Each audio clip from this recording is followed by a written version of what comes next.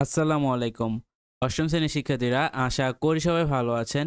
আজকে আমি আপনাদের সাথে আলোচনা করব আপনাদের বার্ষিক পরীক্ষার ইসলাম শিক্ষা প্রশ্ন নিয়ে।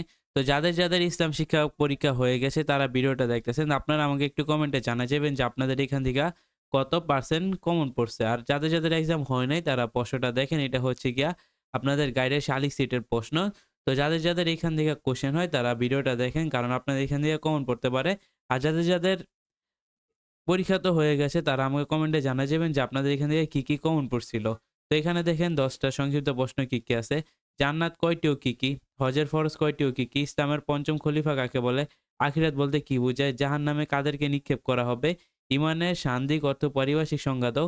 কুরবানি আদায়ের গুরুত্ব বিশ্লেষণ করো। ইসলামে আকিকা করার প্রয়োজনীয়তা বর্ণনা দাও। বিশ্ব ভ্রাতৃত্ব প্রতিষ্ঠায় হজের ভূমিকা আলোচনা করো। হজরত আয়েশা রাদিয়াল্লাহু সম্পর্কে বর্ণনা দাও। সন্ত্রাসী কার্যকলাপের কুফল বিশ্লেষণ করো। অহংকার পতনের মূল ব্যাখ্যা করো। ইসলামে কি সুদ ঘুষ জায়েজ ব্যাখ্যা করো। আয়তাল কুরসির ফজিলত আলোচনা করো।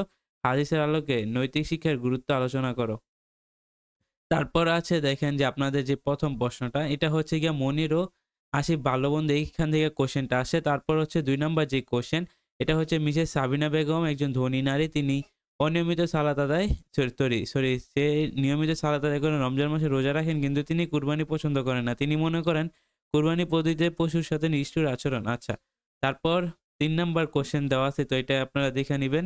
তারপর দেখেন এখানে ৪ নাম্বার, ৫ নাম্বার যে কোয়েশ্চেন গুলো আছে সবগুলো সুন্দর করে এখানে তুলে দেওয়া আছে। তো আপনারা প্রত্যেকটা কোয়েশ্চেন ভালোভাবে দেখে নিবেন। আপনারা গাইডের সাথে মিলিয়ে এগুলা প্রশ্নের উত্তরগুলো আপনারা পড়ে যাবেন। তাহলে আপনার থেকে হয়তো হুবহু যদি কমন পড়ে, ভাগ্য ভালো থাকলে আপনাদের 100% কমন পড়বে। আর যদি আপনার ভাগ্য ভালো না থাকে তাহলে এখান থেকে আপনাদের কিছু অংশ কমন পড়বে। আপনাদের টপিকগুলো মাস্ট বি কমন পড়বে, এটা সিউর থাকেন। তো ভিডিওটা ভালো লাগলে অবশ্যই আমাদের চ্যানেল সাবস্ক্রাইব করে দিবেন।